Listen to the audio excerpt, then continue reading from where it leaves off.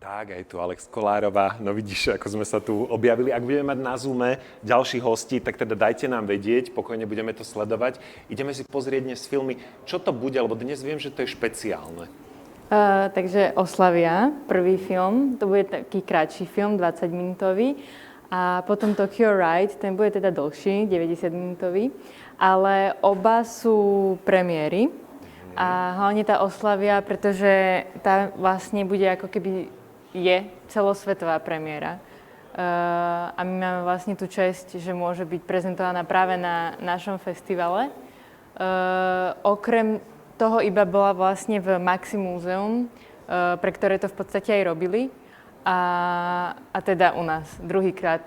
Čiže prvýkrát premiéra tak celosvetovo. To bude parádna vec, dostaneme sa k tomu. Ja ešte spomeniem medzičasom aj zajtrajší program Dni architektúry a dizajnu, pretože ten stojí tiež za vašu pozornosť. Budeme pokračovať 7. dňom. Pozrieme si takisto skvelý film The Street, ktorý je nielen tragikomickým portrétom jednej ulice, ale aj celého národa, ktorý stojí na prahu zmeny, a teda veľmi silná téma pre vás, ktorí sa zaoberáte architektúrou a nejakým urbanizmom, vývojom miest. Prezentáciu si na zajtra pripravil aj belgický krajinný architekt Bas Smets, a teda aj takáto téma sa objaví na Dňoch architektúry a dizajnu. Budeme hovoriť aj o knižnej novinke Henriety Moravčíkovej Bratislava neplánované mesto. Predstavia sa nám aj viaceré budúce projekty, ktoré riešia verejný priestor hlavného mesta, a bude sa aj diskutovať aj o architektonických súťažiach. Do debaty sa zajtra pripojí aj primátor hlavného mesta Bratislavy Matúš Valo. Hovoriť budeme aj o podpore univerzálneho navrhovania a bytovej politike 2030. Toľko teda aj zajtrajší program Dní architektúry a dizajnu, skoro som povedal divadla. Vraciam sa naspäť za Alex, ale teda nie divadlo, ale filmy. Ako sme na tom so Zoomom, s ďalšími hostiami? Máme tam už hosti? Stále pracujeme na tom spojení? Áno, pracujeme. Je mi aj trošku veselo, aký rozruch tu nastal v štúdiu v Live Parku. Alex, výstavy. Tie prebiehajú takisto ako taká súčasť toho diania na Dňoch architektúry a dizajnu. Spomeňme ešte, čo sa tam deje. Ja som sa zatiaľ nestihol zastaviť teda v Primaciálnom paláci. Videl som ale veľa záberov na sociálnych sieťach, aj na Instagrame Dni architektúry a dizajnu. A vyzerá to fantasticky. Tie modely, tie stoly, ktoré sú tam pripravené. Čo tam máme možnosť vidieť? No, v Primaciálnom paláci sú 3 vlastne výstavy. Jedna je výstava Súťažiť víťaziť. A tá vlastne prezentuje všetky víťazné projekty architektonických štúdií, a vlastne oni mali možnosť sa takýmto spôsobom odprezentovať na jednom veľkom stole, mohli to poňať ako chcú. Ďalšia výstava sú nejaké dizajnové kúsky, máme tam koncepty, potom iluma, svietidla. No a potom posledná výstava, ktorá tam ešte je, to je v šatniach, taká trošku netradičná, ale zároveň interaktívna. Sú tam 4 kabáty, ktoré treba skúšať. Čiže treba sa do toho zapojiť, oprieť sa do toho. Skúšať, cítiť a treba vlastne aj voňať. Aj to vlastne zároveň výstava môjho brata Borisa Kolára. Tak, Aldo Rossi, toho sme spomínali dnes, výstava kresieb, náčrtov prebieha. Áno, aj to. A ešte vlastne včera sa... V Národnom múzeu, prepáč, ešte doplním, na Vajanského nábreží. A včera sa vlastne otvorila aj dvojvýstava Národnej ceny za dizajn, čiže vlastne je prezentovaný dizajn tohtoročný, produktový a zároveň aj minuloročný komunikačný dizajn. Takže je toho veľa.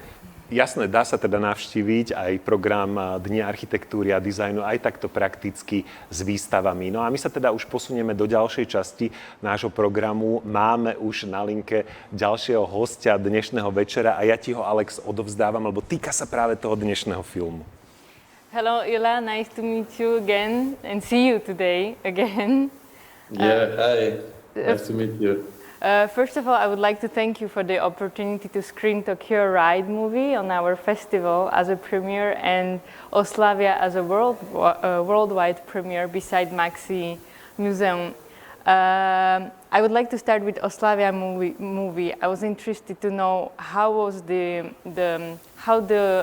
idea was born to shoot the Giacoma Ballu's flat, because I read that you were actually invited by the curatorial team of the Maxi in Rome to his apartment, right? So Yes, everything started because they asked her to visit the house. That this house was closed since the death of the two daughters by Giacoma Ballu, because the Giacoma Ballu lived in this house with his two daughters, and when they closed the house for at least I think 40 years. So the Maxi Museum in Rome, they asked us to go with them to see what it was inside. And this was an incredible house because the house was a kind of laboratory for Giacomo Ballu. Everything is painted everywhere. So it's a kind of, I would say, masterpiece, but it was closed. It was impossible to visit this house because of a lot of problems linked to the heritage and legal problems. So we entered with these two curators, and we found the house that it was left.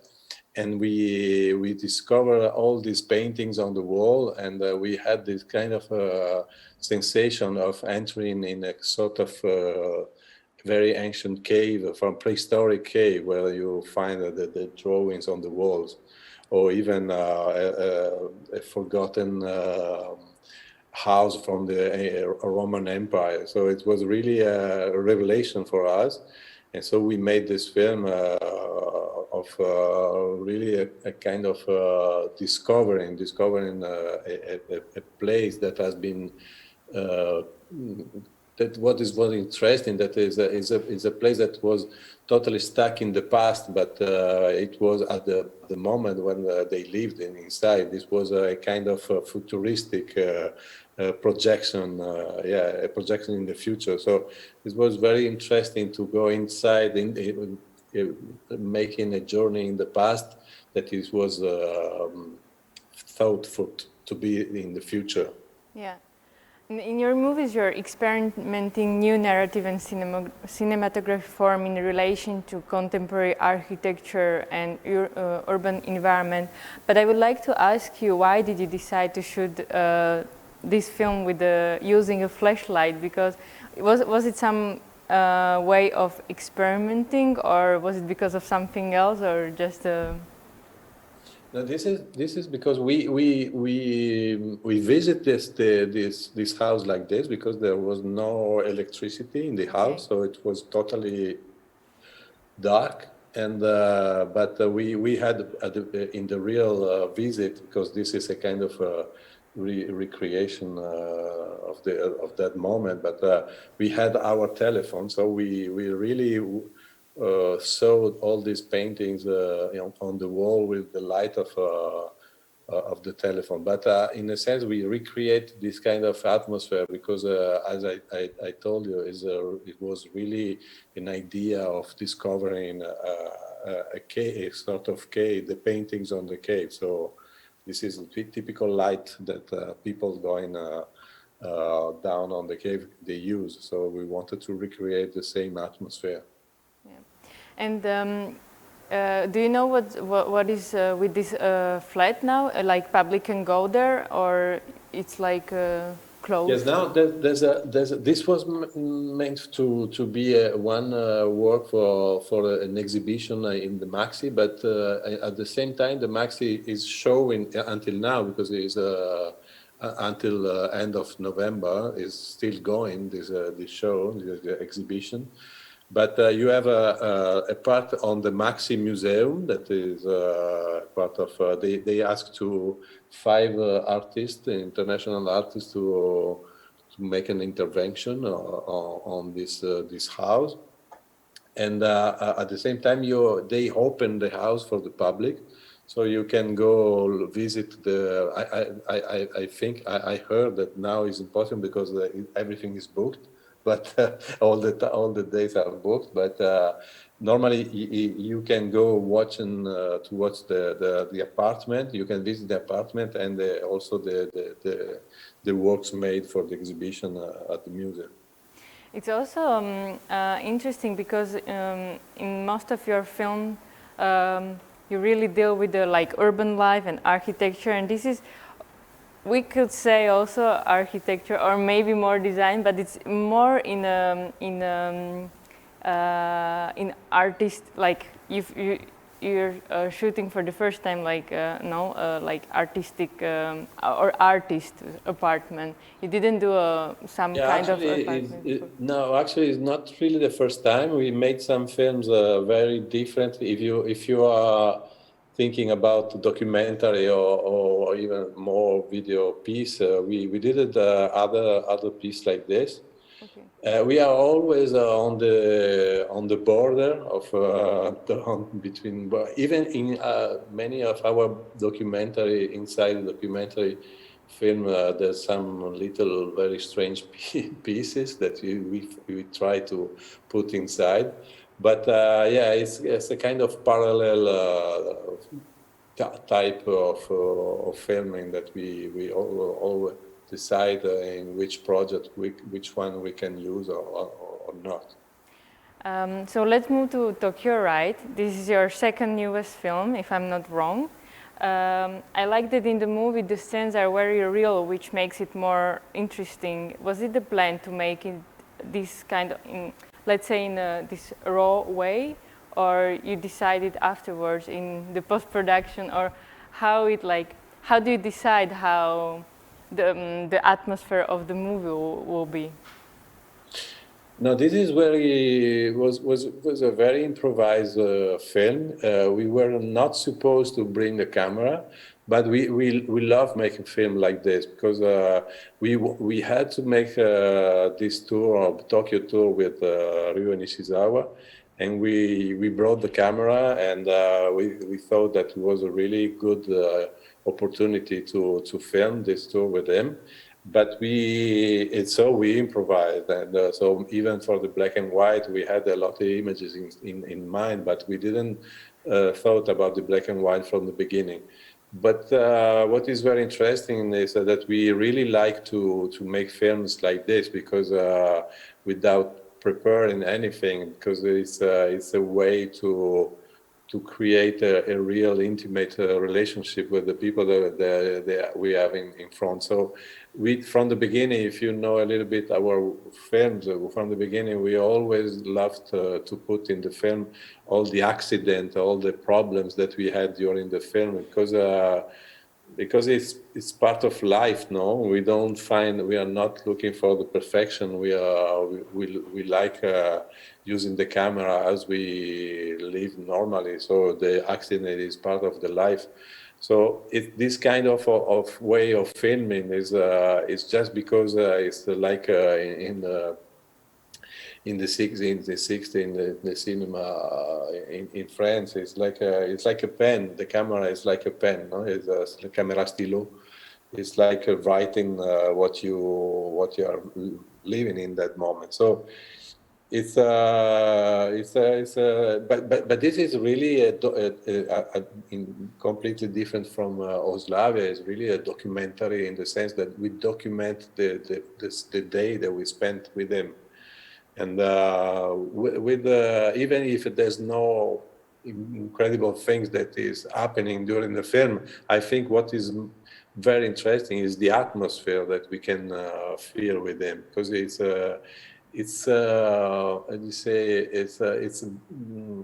a gift to have the possibility to stay with an architect like him, that is very important architect for the history of modern architecture.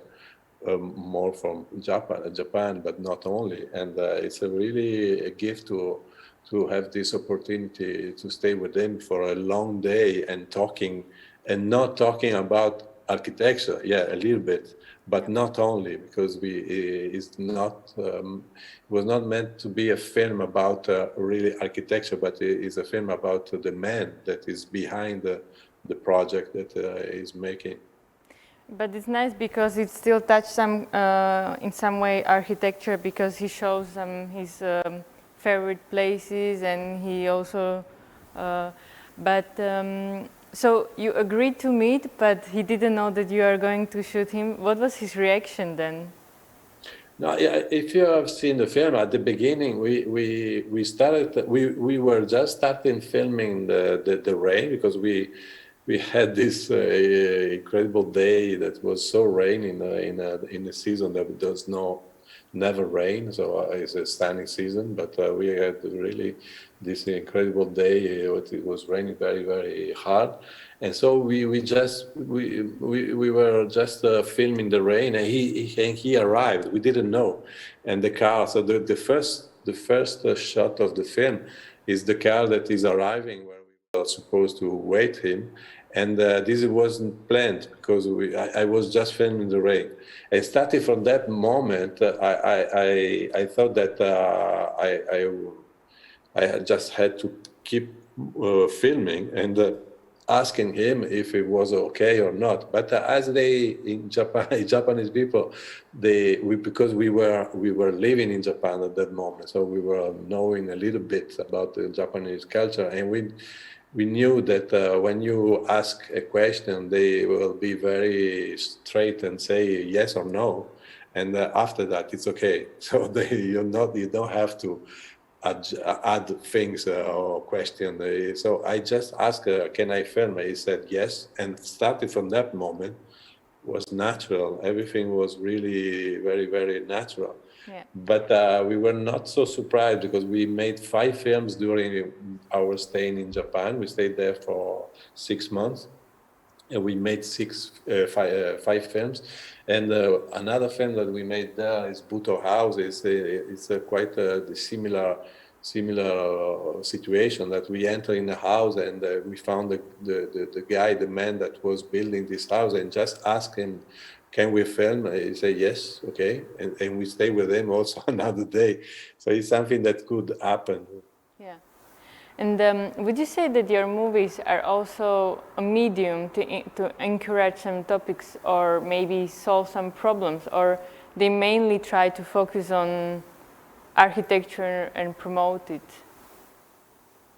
Let me understand. If our films can help to live better. if you think that they also have some, if you think that it's kind of a medium to encourage some topics, or maybe to point on some problems or solve some problems, or you really don't focus on that?